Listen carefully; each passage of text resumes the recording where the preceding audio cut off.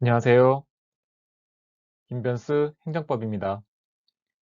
이번 영상에서는 비례 원칙에 대해서 설명드리도록 하겠습니다.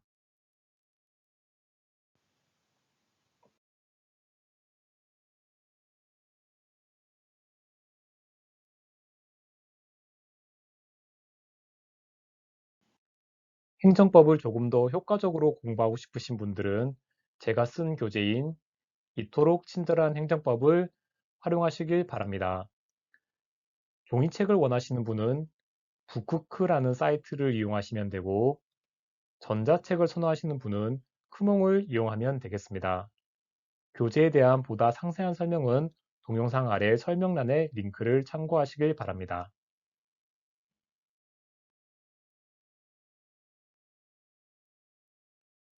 행정의 목적을 달성하기 위해서 다양한 수단을 사용하게 되는데요. 수단이 강해질수록 목적의 달성 가능성은 높아집니다. 예를 들면 코로나를 예방하기 위해서 사회적 거리두기를 하는 경우를 생각해 보겠습니다. 사회적 거리두기를 엄격하게 적용할수록 코로나 억제라는 목적은 달성하기 쉬워지는 것이죠.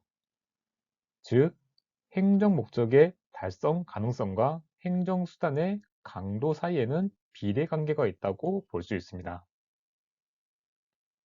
비례 원칙이라는 건 행정의 목적을 달성하기 위해 사용하는 행정적인 수단이 있을 때 목적과 수단 사이에 합리적인 비례 관계가 있어야 한다는 원칙을 말합니다. 쉽게 말해서 행정 목적을 달성하려면 어떠한 행정 수단을 사용하는 건 괜찮지만 그 수단이 과도해서는 안 된다는 걸 의미하는 것이죠. 그래서 비례의 원칙은 다른 말로 과잉 금지의 원칙이라고 부르기도 합니다. 고사 성어 중에 견문 발검이라는 말이 있는데 이건 모기를 보고 칼을 뺀다라는 뜻입니다. 보잘것없는 작은 일에 지나치게 큰 대책을 세우지 말라는 건데 비례의 원칙과 일맥상통하는 면이 있습니다. 비례의 원칙에 대한 법적 근거를 보겠습니다. 먼저 헌법적 근거로는 헌법 제37조가 거론되고 있습니다. 제37조에 보면 국민의 모든 자유와 권리는 국가 안전보장, 질서유지 또는 공공복리를 위하여 그 다음이 중요한데요. 필요한 경우에 하나여 법률로서 제한할 수 있으며 제한하는 경우에도 자유와 권리의 본질적 내용을 침해할 수 없다라고 규정하고 있습니다.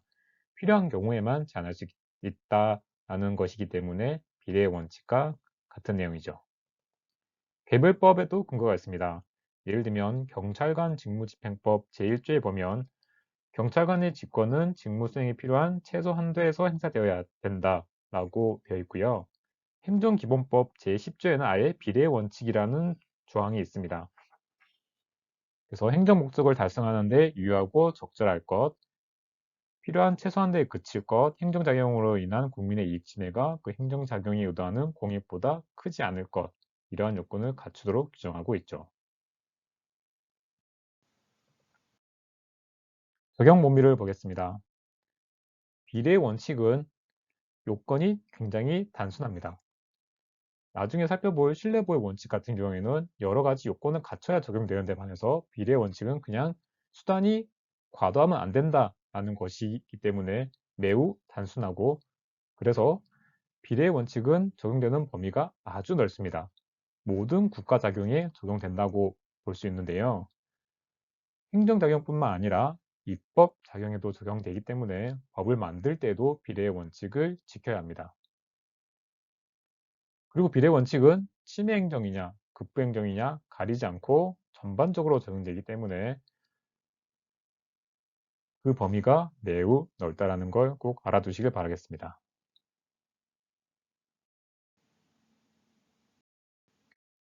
비례 원칙의 세부적인 내용을 설명드리겠습니다. 세부 원칙으로는 크게 세 가지가 거론되고 있습니다. 첫 번째는 적합성의 원칙입니다. 적합성의 원칙이라는 건 어떤 수단을 사용할 때 그 목적을 달성하는 데 적합한 수단이어야 한다는 겁니다. 두 번째는 필요성의 원칙입니다. 다른 말로는 최소 침해 원칙이라고 부르기도 합니다. 여러 가지 수단이 있을 텐데 권리 침해가 강한 수단도 있고 적은 수단도 있을 수 있습니다. 이럴 때 강한 수단을 사용하는 게 아니라 적은 수단을 선택해라 라는 것이 필요성의 원칙이 되겠습니다. 세 번째는 상당성의 원칙입니다. 협의의 비례의 원칙이라고 부르기도 합니다. 행정작용을 했을 때 침해되는 사익이 있을 겁니다. 그리고 달성되는 공익도 있겠죠. 그런데 침해되는 사익보다 달성되는 공익이 더 커야 된다라는 것이 상당성의 원칙이 되겠습니다. 한편 헌법재판소는 적합성, 필요성, 상당성의 원칙 이외에도 목적의 정당성까지 고려하고 있습니다. 그러한 작용이 목적까지 정당해야 된다는 뜻인 거죠. 비례 원칙에 관한 걸 예를 들어서 설명을 드려보겠습니다. 노후 건축물이 있고 여기에 대해서 건물을 고치라는 보수 명령을 하는 경우를 생각해 보겠습니다.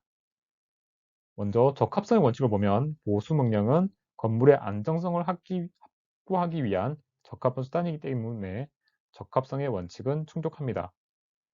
그리고 노후 건물에 대해서 사용할 수 있는 수단에 보수 명령과 철거 명령이 있다고 했을 때 철거 명령이 훨씬 더 큰 침해를 야기하죠. 집주인 입장에서는요.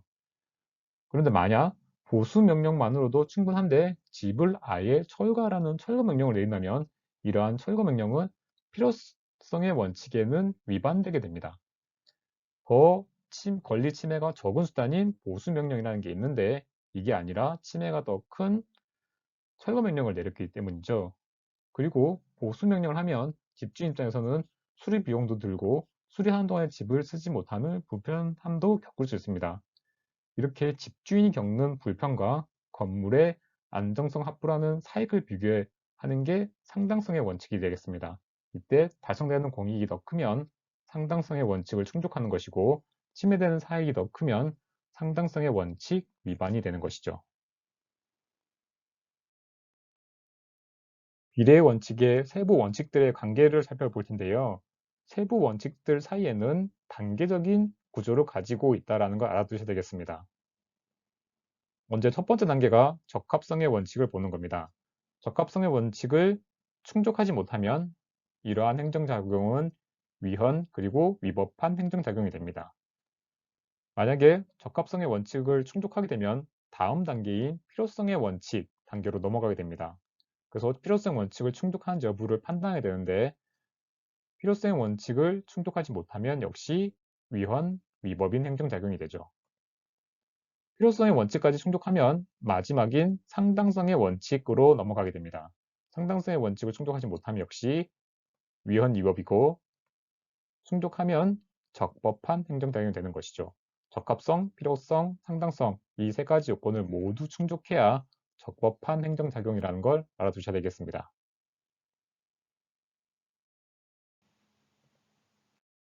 비례의 원칙을 위반하면 어떻게 될까요?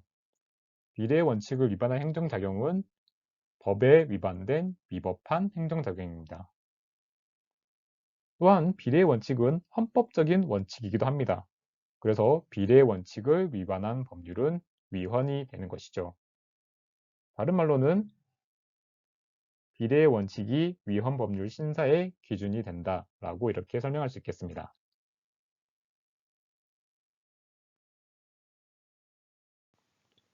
비례의 원칙에 관한 주요한 판례를 살펴보겠습니다. 먼저 비례의 원칙 위반이라고 본 사례가 되겠습니다. 윤창호법이라는 법을 들어보셨을 겁니다.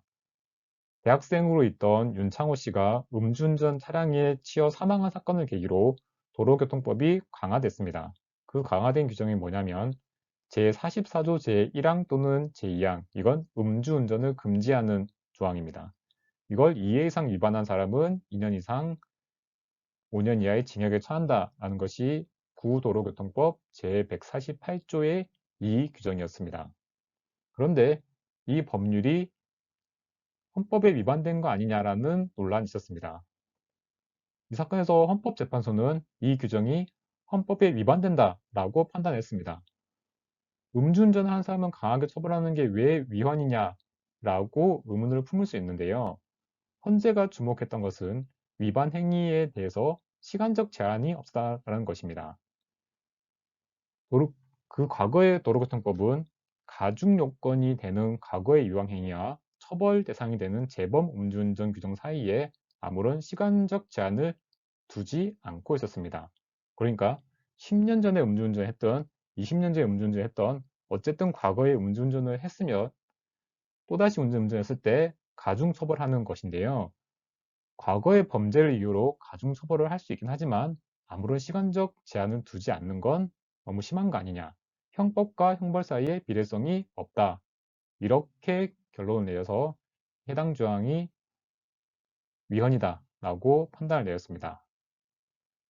그래서 지금은 도로교통법이 바뀌었습니다. 바뀐 법을 보면 앞부분까지는 비슷한데요.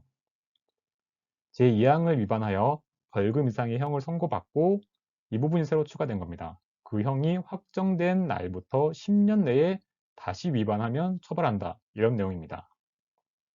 그러니까 예전 법에 따르면 15년 전에 음주운전을 한 것도 가중처벌 사유가 됐지만 이제는 10년 이내의 것만 처벌을 하게 되는 것이죠.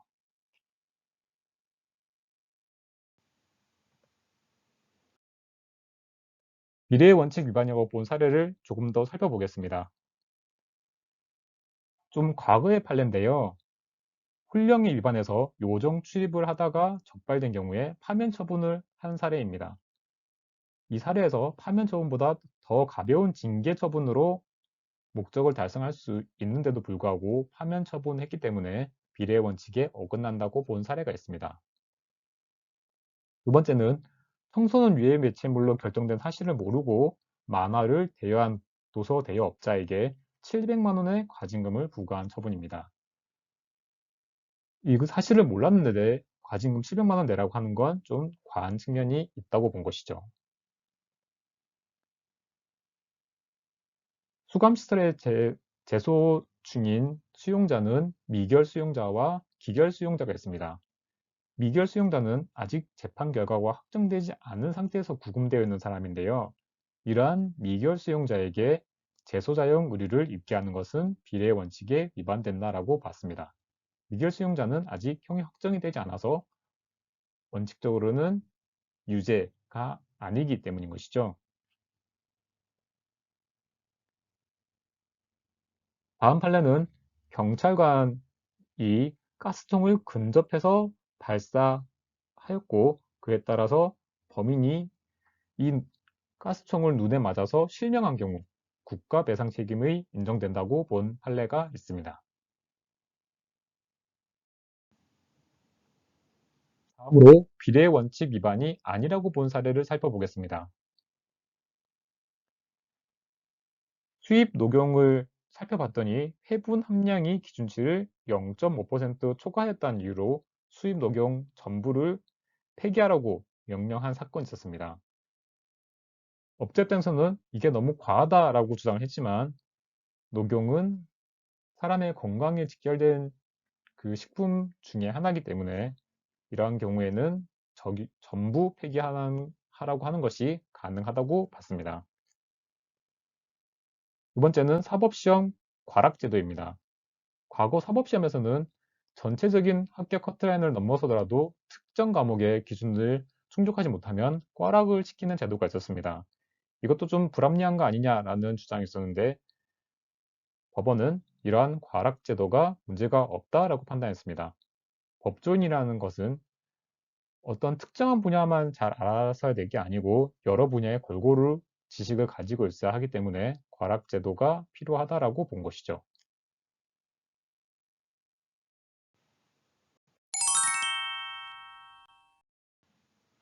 요약 및 정리를 해보겠습니다.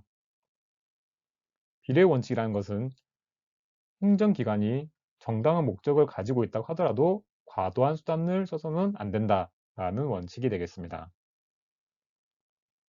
비례 원칙은 적용 범위가 매우 넓어서 행정작용을 포함한 모든 국가작용에 적용됩니다. 비례 원칙은 세 가지 세부 원칙으로 구성되는데 적합성, 필요성, 상당성의 원칙이 있고 각 원칙은 단계적으로 판단한다는 걸 알아두시면 되겠습니다. 비례 원칙을 위반하게 되면 위헌이면서 위법한 행정작용이죠. 비례 원칙 위반 사례를 보겠습니다. 시간적 제한을 두지 않고 제법 음주운전 행위를 가중처벌하는 구도로교통법 조항, 흔히 윤창호법이라고 불리는 그 조항이 위헌이다라고 판단을 내린 바 있습니다.